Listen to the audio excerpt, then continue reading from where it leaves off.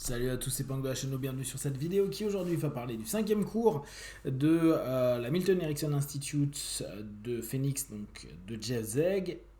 Aujourd'hui, le cours a été donné par Wei Kei-Hung, qui est un ancien élève qui désormais donne cours de temps à autre à Milton Erickson Institute. Il y était il y a 8 ans, il a appris il y a 8 ans avec Jeff Zeg, donc Gilligan et Zeg sont ses profs. Il nous a fait un petit cours sur métaphore et storytelling. J'ai trouvé un peu léger, mais ça peut être intéressant pour les gens qui vraiment débutent l'hypnose. Ça peut vous donner un petit peu une idée de ce qu'est une métaphore et comment on peut l'exploiter. Première chose qu'il a mis en avant, c'est le fait que le thérapeute doit rentrer dans un état, donc une transe, qui s'associe avec l'état de la métaphore et du storytelling. En l'occurrence, il dit que l'élément le plus important, c'est que le thérapeute soit dans cette expérience créative de la transe, qui soit centré et qui puisse être ouvert et pleinement à l'écoute des différentes sensations et différentes images qu'il va avoir à l'intérieur de lui.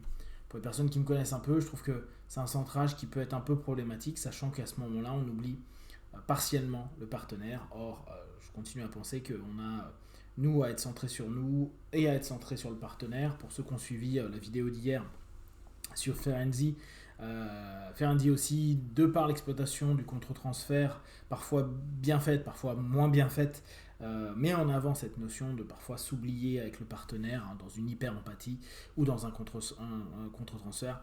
Dans la notion ericksonienne, je l'ai moins entendu. En hypnose, de façon générale, les gens ne parlent pas de transfert et de contre-transfert, mais j'ai rarement entendu que le centre devait être le praticien. Il donne après une perspective ericksonienne de ce qu'est l'inconscient et le conscient au travers justement de métaphores. Il dit le corps ne ment jamais, et il prend la métaphore de l'escalier qui descend. L'esprit est un tricheur, il prend la métaphore de l'escalier qui monte, donc plus tu descends à l'intérieur de toi et donc plus automatiquement tu es en relation avec ton corps et donc tu es proche de la vérité, ta vérité et ton inconscient. Le conscient peut être un observateur, et il fait la métaphore du manager d'une entreprise. Tu es une entreprise à toi tout seul et ton manager c'est le conscient. L'inconscient lui est plutôt le créateur ou le créatif.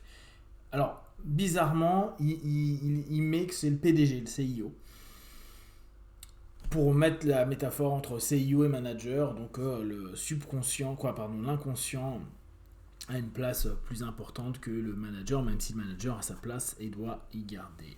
Bon, après ça, c'est pas forcément très intéressant. Il tente de nous faire une comparaison entre la métaphore et l'analogie. Il donne ça au travers d'exemples. Il dit l'analogie, c'est par exemple laisser l'énergie circuler au travers de vous comme si c'était une rivière, vous sentir comme assis sur un nuage, c'est comme laisser aller le poids sur ses épaules. Milton Erickson est comme un Lao Tzu moderne. Et il met en parallèle les métaphores, se laisser aller le flot de la rivière à l'intérieur de soi, pouvoir entendre rugir le lion intérieur, ouvrir ses ailes et s'envoler. J'ai trouvé cette phase-là, pour nous en français, pas totalement juste, sachant que l'une des grosses différences que nous on faisait entre la métaphore à l'époque, là je reviens sur mes cours qu'on a tous eu au bahut, on disait que la comparaison exploitait justement cette syntaxe du com, cet outil du com, pour comparer. Et là on pourrait dire effectivement Erickson est comme un Lao Tzu moderne, ok, comparaison. La métaphore, retirer l'outil de comparaison pour justement faire de l'organisation syntaxique et linguistique une image dans laquelle on pourra se plonger sans avoir à dire que c'est comme ce dont on est en train de parler initialement.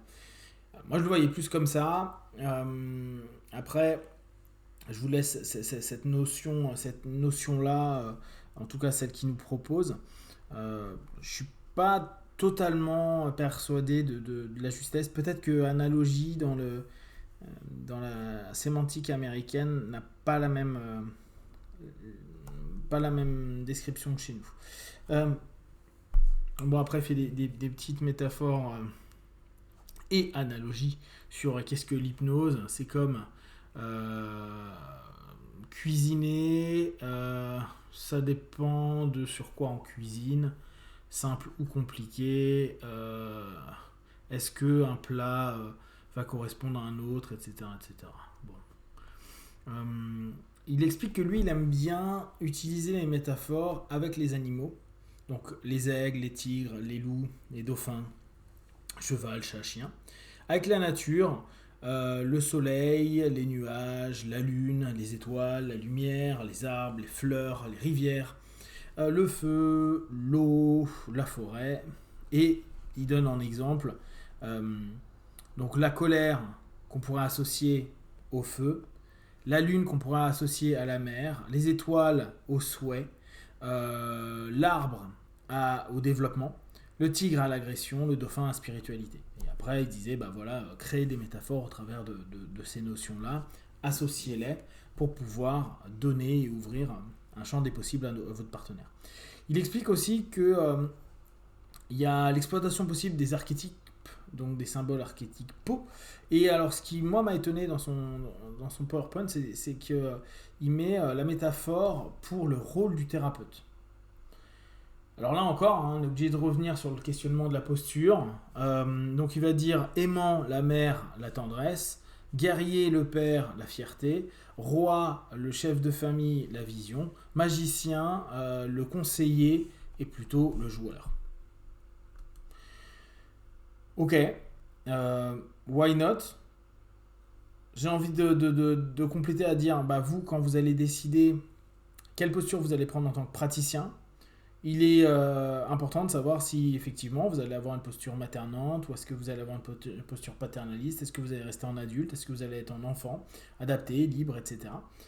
Sachant que tout est possible tant que vous êtes clair dans votre principe de cadre, que votre posture correspond à votre cadre et que donc vous restez dans ces postures par rapport à votre partenaire pour qu'il puisse lui avoir un libre accès à sa projection et surtout à l'objet de réception que vous êtes devenu, donc au cadre que vous êtes en train de devenir, au tableau projectif que vous devenez. Il explique aussi que les métaphores, il faut les faire vivre, qu'il faut les exploiter au travers de gestes, de sons et de mouvements.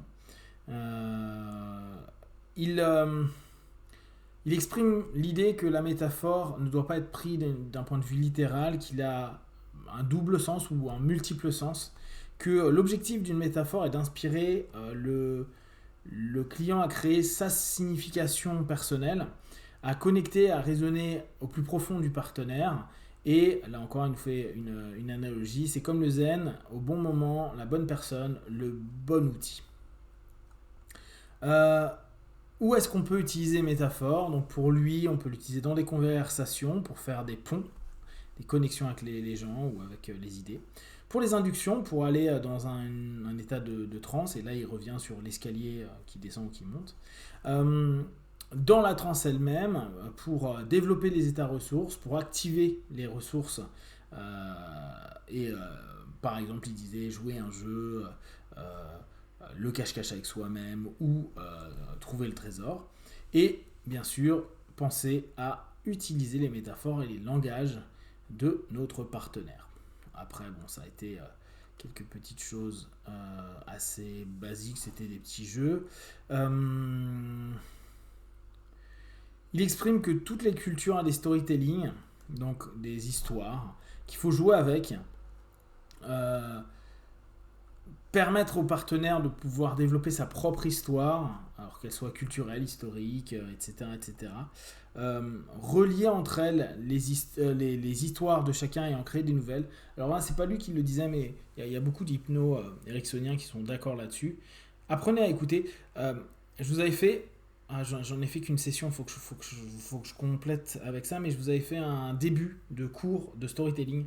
Et ce que j'avais bien aimé, le prof nous disait, prenez plein d'histoires que vous écoutez chez les gens et après, commencez à les composer pour vous-même faire des storytelling qui puissent intéresser. Voyez ce qui vous a intrigué, perturbé, ouvert, motivé, fait sourire et reprenez ces parties-là et recréez des histoires vous-même pour entraîner les gens, bien sûr, dans des trans et puis dans l'aspect psychopratique, dans un mieux-être ou en tout cas dans une orientation potentielle de changement d'état. Oui, donc n'hésitez pas à faire des histoires. Voilà. Donc, très basique, à savoir que c'est vraiment un seul cours sur la métaphore. Peut-être qu'il y aurait vraiment matière à compléter. La semaine prochaine, on va avoir Liliane qui revient et ça va être sur les contrôles des habitudes. Donc, vous voyez que petit à petit, on sort de la théorie pour tenter d'aller vers quelque chose de plus pratique. On verra donc mercredi ce que ça va donner. Si vous avez des questions et des remarques, vous partagez sur Facebook, YouTube, j'y répondrai le plus rapidement possible. Et comme d'habitude, de tout ce que je propose, ne prenez que ce qui est bon juste pour vous. Testez, observez, analysez et concluez. Be one. Ciao.